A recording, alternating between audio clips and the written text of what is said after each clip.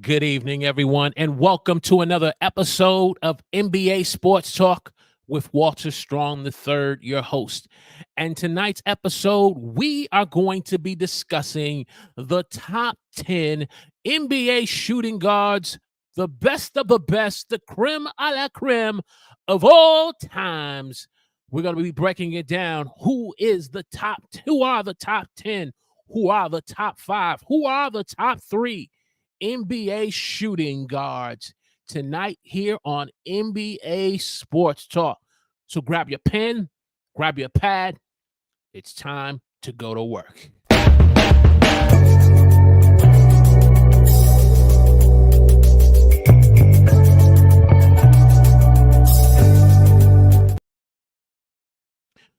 Good evening, everyone, and welcome to NBA Sports Talk. I'm your host, Walter Strong III, where we talk NBA basketball and more from a fan's perspective. And tonight we are excited as we're going to be getting into the top 10 NBA shooting guards of all time, the best of the best, the creme la la creme.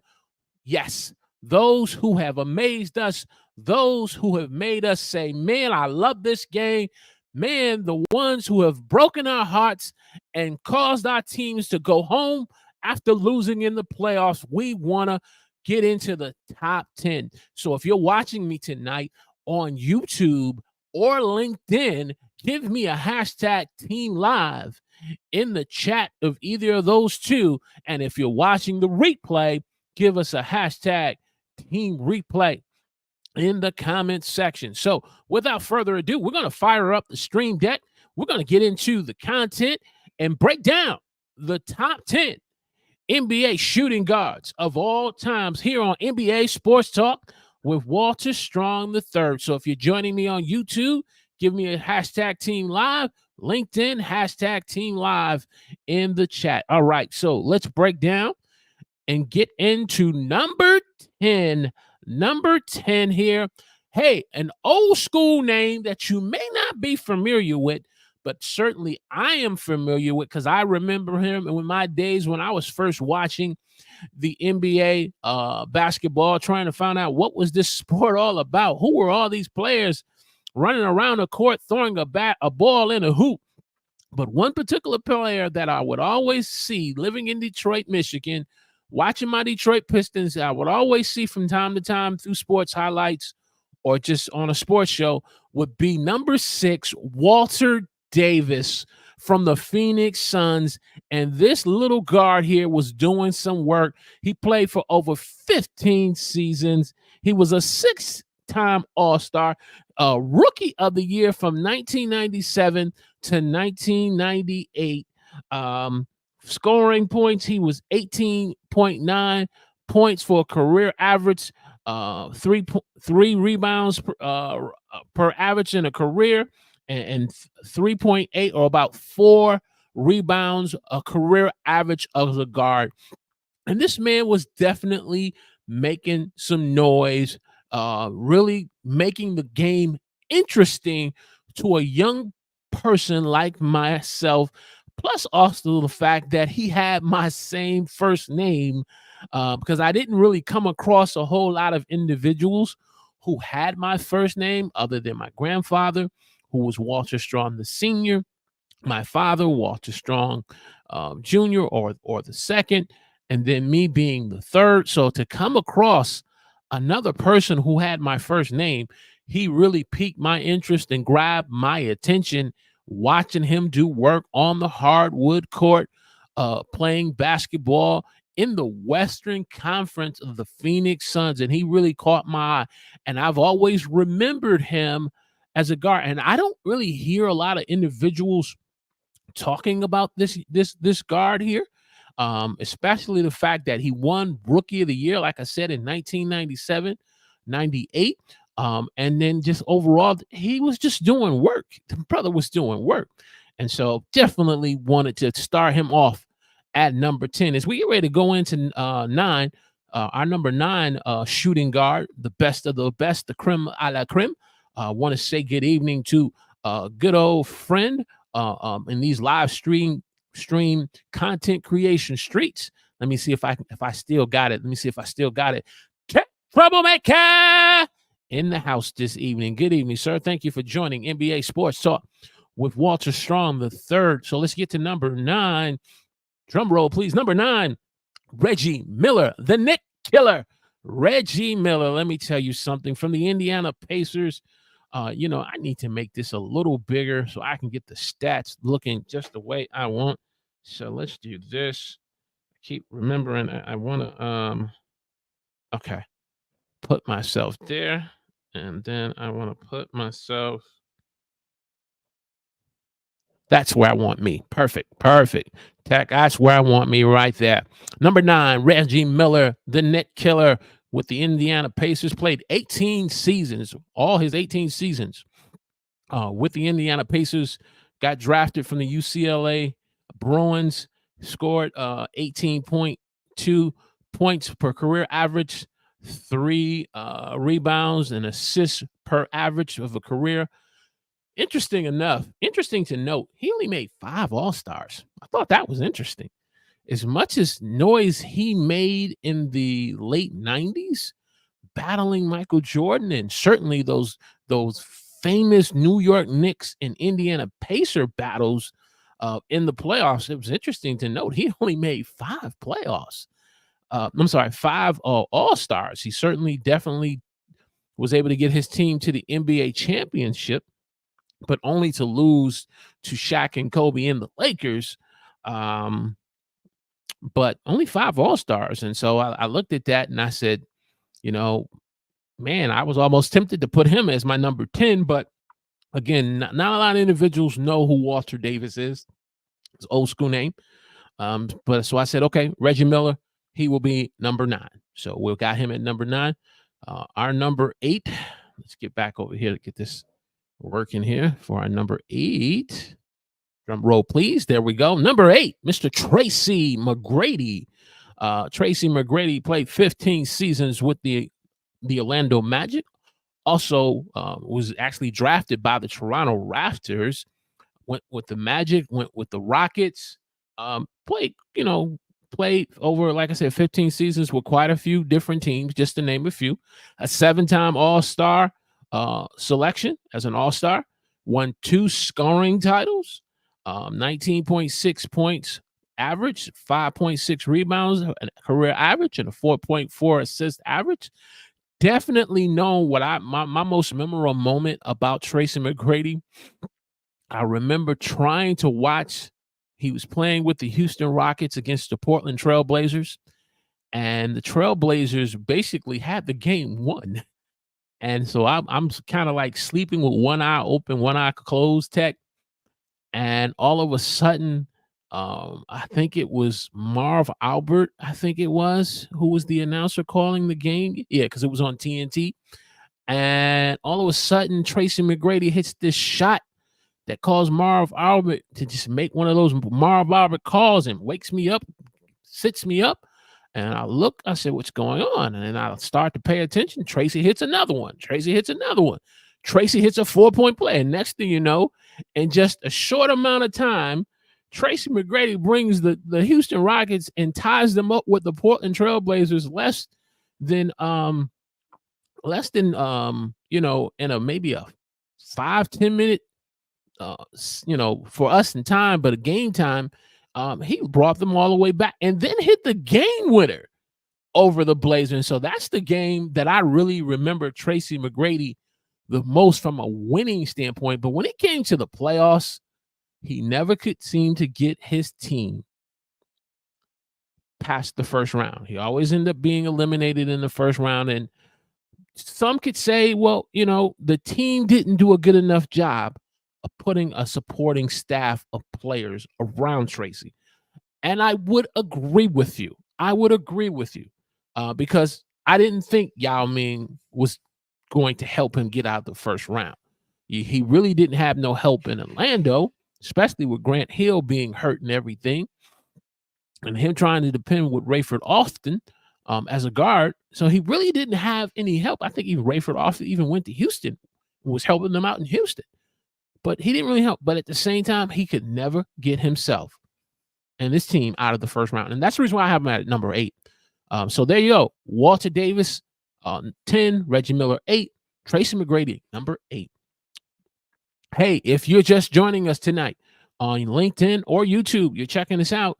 We're covering the top 10 NBA shooting guards of all times, the best of the best, the creme a la creme. So we can have and put this debate to bed about who is the best NBA shooting guard. So do me a favor, click that thumbs up if you're watching me on YouTube like Tech Troublemaker. And if you're watching me on LinkedIn, make sure you give me a hashtag thumbs up on LinkedIn. Share this on your favorite social media platform. Here, as we're talking NBA sports with Walter Strong III, the top 10 NBA shooting guards. All right, let's continue with number 7, Clyde the Glide Drexler. Clyde the Glide Drexler. Yes, originally started off his career drafted from the Houston Cougars to the Portland Trail Blazers, played majority of his career with the Portland Trail Blazers for 15 seasons. But then that trade came where Otis Thorpe got traded to the Portland Trail Blazers for Clyde Drexler, was reunited with his old college running mate, Hakeem Olajuwon, and they had already just won their first championship.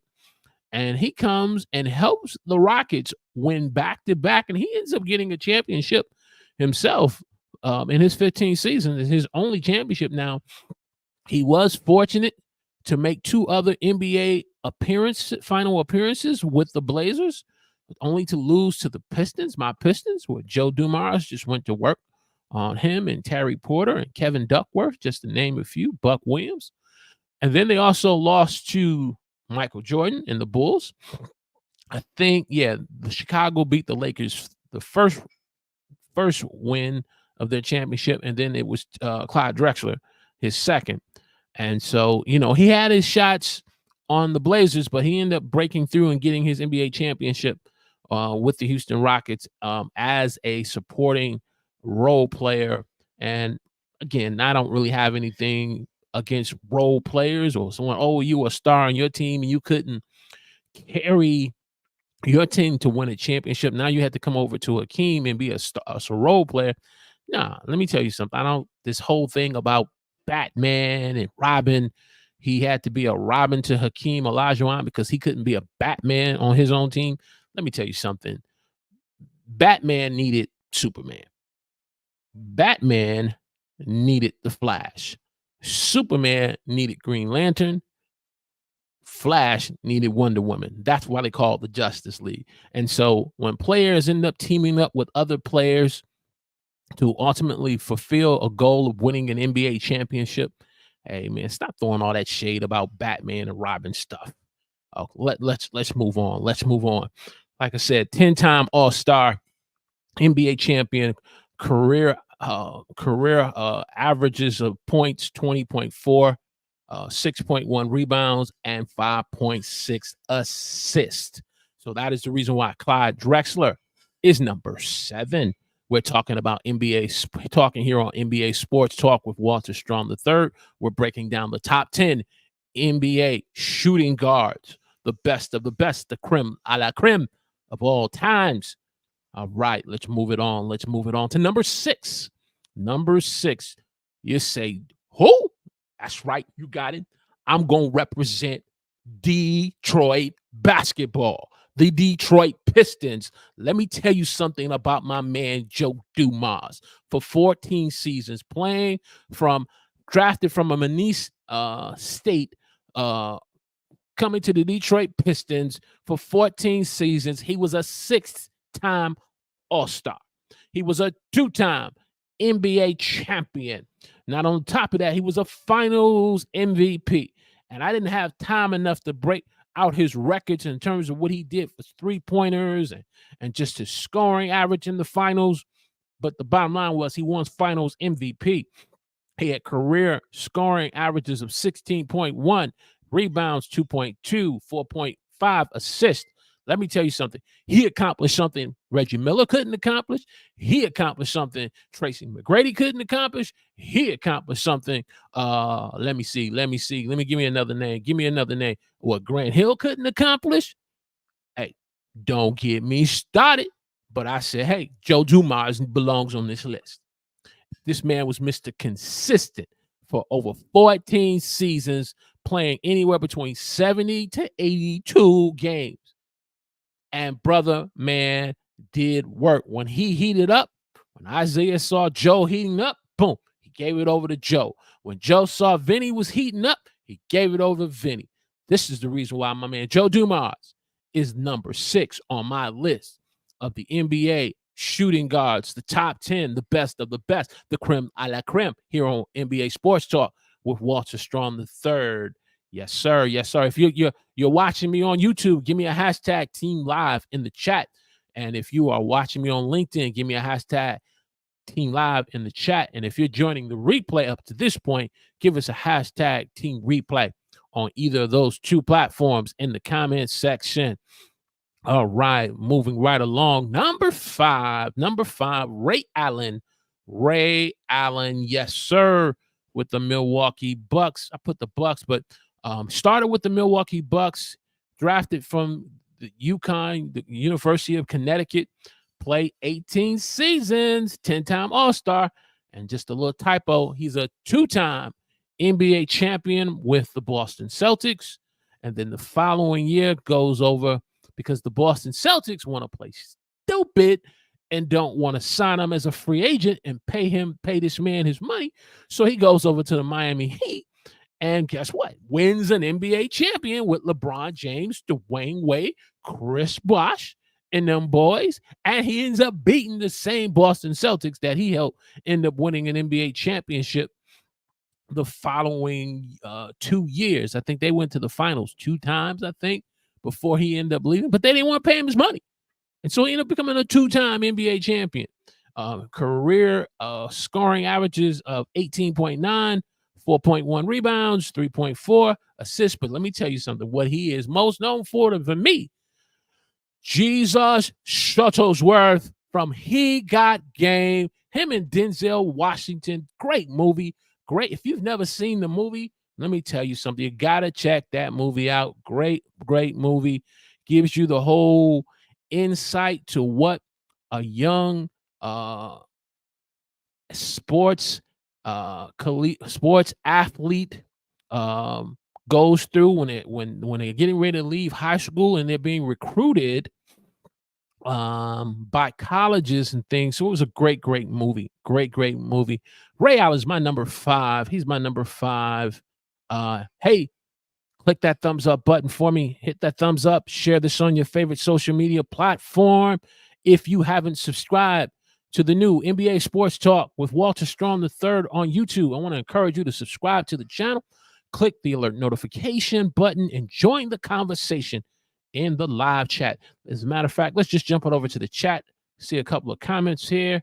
Let's see. Tech says, I don't know how those guys are able to play with so many years that the court has to be on their knees. Oh yeah, I mean that definitely that definitely can be an issue for players if you don't learn how to transition from the high school game, from the college level game to the pro game. Yeah, that can definitely be a challenge. But I think, with trainers on teams, trainers are being paid to really, and medical staff are put on these teams to really help these players to be in the best shape possible. And then the players also have a responsibility to take care of their bodies and keep themselves in condition and continue to put in the work even on the off season.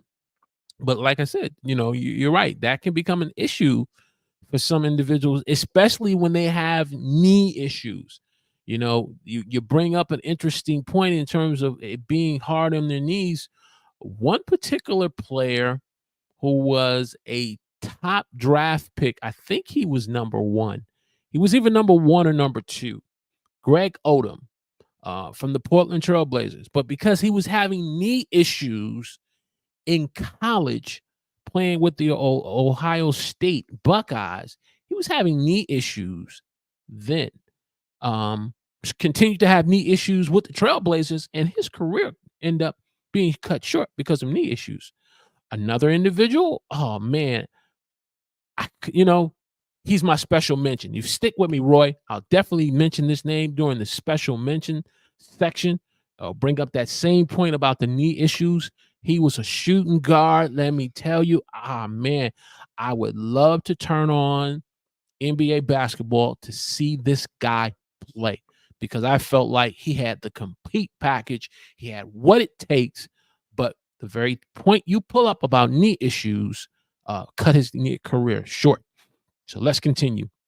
We are at number 5. We did Ray Allen. So we're going to move on to number 4. Number 4. We're going to go to 4. Allen Iverson, number 4. I picked him as my number 4.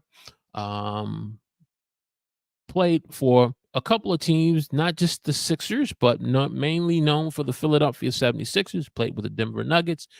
Played with the Detroit Pistons. I think he played with the Memphis Grizzlies. I could be wrong, but he's mainly known for being the answer in Philadelphia for 14 seasons. 11-time All-Star, a Rookie of the Year, 1996, 1997 season, a regular season MVP, a four-time, pulling up the 4 horsemen sign when it comes to Allen Iverson. Woo! Little Ric Flair for you. 4-time scoring title leader, career in scoring and rebounds and assists of 23 points, career scoring average, 3.3 rebounds, 5.4 assists. He was truly the answer. He got his team, the Sixers, him and Aaron McKee, what was that guy? Eric Snow, Dikembe Mutombo, and they ran up against Shaq. And Kobe and that Laker team. And unfortunately, they end up losing 4 games to 1 to the Lakers. Larry Brown was that coach. But, I mean, this man was, he definitely had an impact on the NBA game, on its fans, on the culture, on the way players dressed, him wearing cornrows. And if you haven't seen his interview on All the Smoke with Matt Barnes and Stephen Jackson, that is an interesting watch. If you go YouTube, All the Smoke, Allen Iverson, that is a very interesting interview. And he talks about how he had a very life-defining moment where he ultimately, had he would have went left instead of right, there would not have been an Allen Iverson. And I think that's can be a story for us all at some point where we have a life-defining moment, a crisis-defining moment, where if we go left instead of right, you won't hear or know about a Walter Strom III or a Tech troublemaker. So just saying, check out that interview. We are down to our number 3, our top 3. This gentleman was just inducted into the Hall of Fame this weekend with players such as Paul Gasol, Dirk Nowitzki, Tony Parker. Who else? Dirk Nowitzki, Tony Parker, Greg Popovich, Becky Hammond. I'm missing some names, but Dwayne Wade was just inducted into the Hall of Fame. He played 13 seasons in the NBA, drafted from Marquette to playing with the Heat. He is another person who has a great story about how he ultimately, had he would have went left instead of right, the Dwayne Wade story that we know now, may have not have come to pass have he went left. So he had an interesting interview that really opened my eyes. But and I apologize for the typo there. 14 season. No. That's a typo on All Stars. He definitely didn't appear in more All Stars than season. So, but I think it was 11 All Stars he had. 11 All Stars, 3-time NBA champion. He was a Finals MVP. Now you can add Hall of Famer to that list. Career scoring averages of 22 points per game, 4.7 rebounds, 5.4 assists. Some say he is known for being the architect of bringing the big three together in Miami. But Wade County, baby, Wade County, man, I used to enjoy watching me some Dwayne Wade do work on the basketball court. But I also like the fact where him, Carmelo Anthony, Chris Paul, LeBron James, with all the social injustice we see going on in our communities and the things that are going on with our young black men and, the Trayvon Martin situation, and they stood up and he talked about, he had always used the microphone in talking to the media, but he didn't know how to really truly know how to use the microphone and the platform where he could begin to make a difference off the court and speaking to issues like Trayvon Martin and speaking to issues like the George Floyd thing, and an interesting interview and insight to his thought process. Definitely he is number 3 as the top NBA shooting guards of the top 10. He's definitely number 3. He's been to quite a few NBA finals. He lost how many? He lost to Dallas and he lost to San Antonio. So he's been to like 5 NBA finals. He's 3-2. He was 3-2. He did pretty good. So let's break it down. Let's break it down to number 2. Number 2, the Mamba himself, the Black Mamba, Kobe B. Bean Bryant. 20 seasons with the Los Angeles Lakers. 18-time All-Star. A regular season MVP. A 2 times Finals MVP. A 5-time NBA champion. Yes, he won 3 with Shaq. Shaq won 3 of those, but Kobe won the last 2 after Shaq was gone. Career scoring averages of 25 points per game, 5.2 rebounds, 4.7 assists, 2-time scoring title. I couldn't even find room enough to add that on it, but I thought it was relevant to say that. Kobe Bryant, I really didn't begin to really appreciate this man's game until after Shaq left, because of the narrative that the media was pushing, that Kobe was selfish, he didn't pass the ball, and he couldn't win a chip without Shaquille O'Neal. And to have that narrative, he was motivated to show that he could. And when he ended up losing to the Boston Celtics in 2008, when he lost to the Celtics in 2008, when, if you understand the rival between the Celtics and the Lakers, he was motivated to avenge that loss. He ultimately ended up beating the Orlando Magic and Dwight Howard, but then when he got his rematch against the Celtics, he made that right. Ended up winning his 2 Finals MVPs, Kobe Bryant. I mean, and it's unfortunate through his passing. Him and his daughter and the other passengers were on their airplane. Man, I listened to so many Kobe Bryant motivational talks that have been created through his different interviews to just keep myself encouraged. I learned so much about him as an entrepreneur. Oh, I forgot to put, he after retiring from basketball, he ends up winning an Oscar for his short movie of Dear Basketball. That's something Michael Jordan can't say he won, which we'll get into that in a minute. But winning an Oscar, but then just this so much, and to see him unfortunately passing away, him and Gianna. And man, let me tell you something. It really put things in perspective for me. Really put things in perspective. And then that same year, I think so the pandemic. Yes, the pandemic. He died right before the pandemic started. Yes, that's what it was. But it put things in perspective. And then the following year, for my dad to pass away, um, it just helped me to understand that life is precious and it's short, and you have to appreciate the gifts that people have within them and the contributions they put in your life, those that you know and those that you don't know, that you admire and that you watch on television. So he is number two. He is number two here. Hey, do me a favor, click that thumbs up button if you're just joining me on YouTube or LinkedIn. Give us a thumbs up. Share this on your favorite social media platform.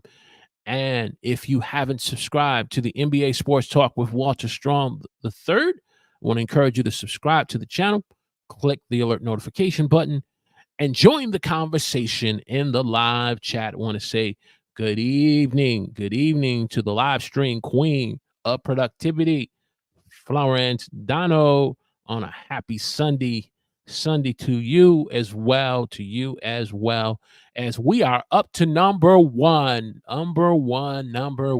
Who is, when you talk about shooting guards, who comes to mind is your number one? Now, in terms of my favorite guards, I would tell you it's Kobe Bryant. And again, it initially it wasn't always the case. That wasn't always the case for me.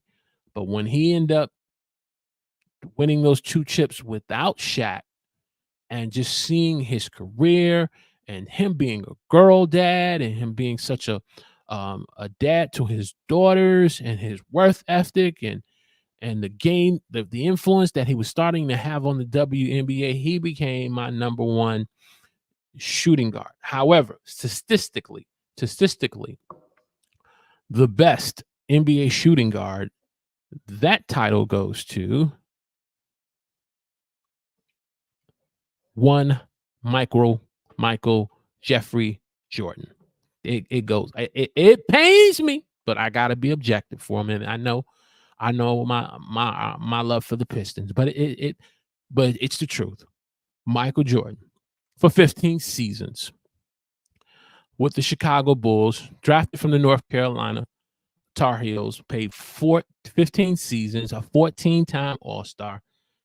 I completely forgot all about this, that he was a 5-time regular season MVP, a 6-time NBA champion, a 6-time finals MVP, rookie of the year in 1984-85. I didn't even have room enough to put here that the man won 10 scoring titles. He won 10 scoring titles. I was like, oh my goodness. I completely forgot all that. On top of that, he won a Defensive Player of the Year.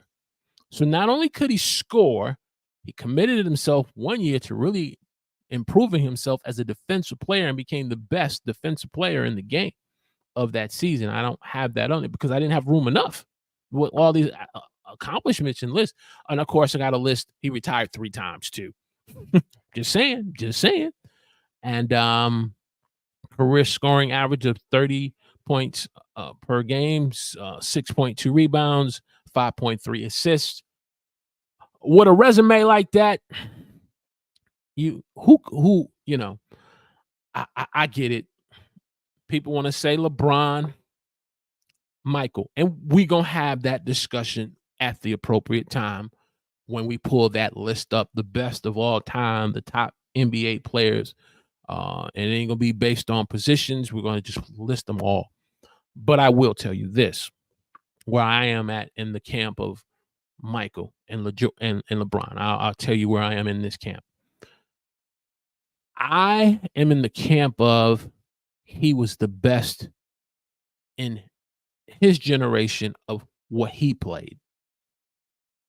From the early 80s of Magic, Larry, the late 80s of Isaiah, Clyde, And then the 90s, Jordan and Olajuwon, Barkley, Malone, Peyton. He was the best in his era. He's the GOAT in his era. When it comes to LeBron James, and we will have that conversation about small forwards, I would say he is the best in his era. To turn around and to put them both together and to say who's the best, I've seen them both play. I've seen LeBron play in his era, and I've seen Michael play in his era. But what though LeBron he's the number one scorer of all times in the NBA. Michael has 10 scoring titles. Michael has, and that's the reason why I keep it to eras. Michael's the best in his era. Now, you may say, Walter, I noticed you don't have Oscar Robertson on this list. You're right, because I didn't watch Oscar Robertson play. I've seen him on tape. I know of his numbers, but I didn't see him play. That's why he's not on the list. And that's the reason why when it comes to the debate of Michael and LeBron, I keep it to the eras. I keep it to the eras. Now, you say, well, what about in football? I seen a little of Joe Montana, the last of Joe Montana's career, winning a Super Bowl, but I didn't see all the other Super Bowls. And I've seen Tom Brady, and now I've seen Patrick Mahomes. If I've seen you play in your era and I've seen enough history and I understand enough of what you've accomplished, then I'm willing to have the discussion. But because LeBron is in this era, Michael's in this era, he is considered the best shooting guard. I've seen Kobe. I've seen Wade. Like I said, I've seen. Let's get to the summary. Since we're talking about this. Sorry about that. Number 10, Walter Davis, an old school name that some may not know about, Rookie of the Year. But number 10, Reggie Miller please forgive me. Instead of Vince Carter, that's Tracey McGrady. Clyde Drexler. Number 7, Joe Dumars. That's right. I got to get a Detroit Piston on there, because if you look the names below Joe Dumars, Clyde Drexler doesn't have a finals MVP. Gracie McGrady didn't get out of the first round of the playoffs. Reggie Miller, he didn't win an NBA championship. And Walter Davis, as good as he was, he didn't accomplish what Joe Dumars. So that's why Joe Dumars is there. He's a 2-time NBA champion. He's 2 times.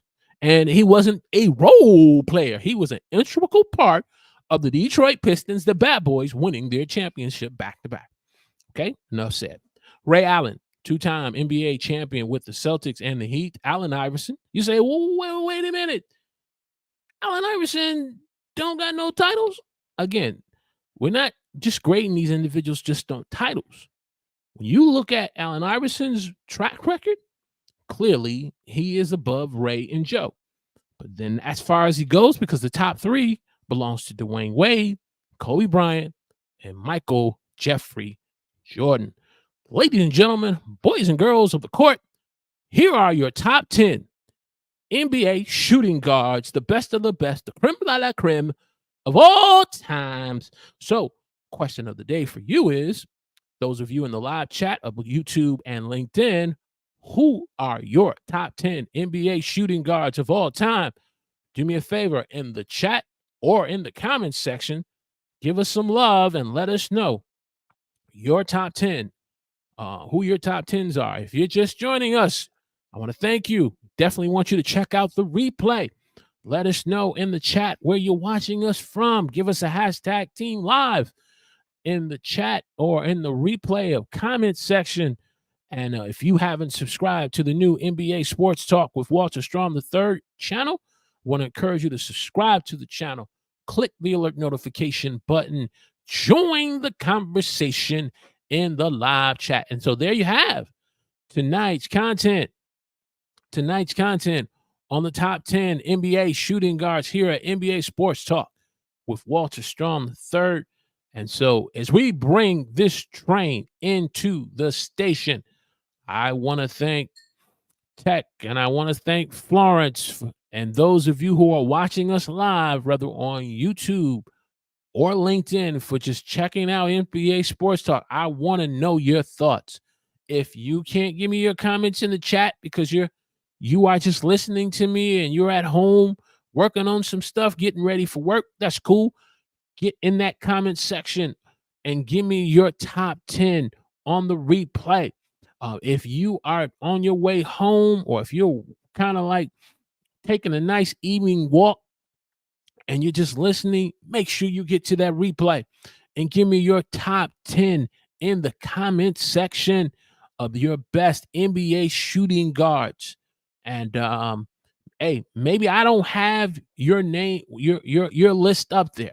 I don't have your person that's on this list. Oh, get in the comment section and let me know who you got. See, she said Archie Clark. Now, see, that's a name I am not familiar with.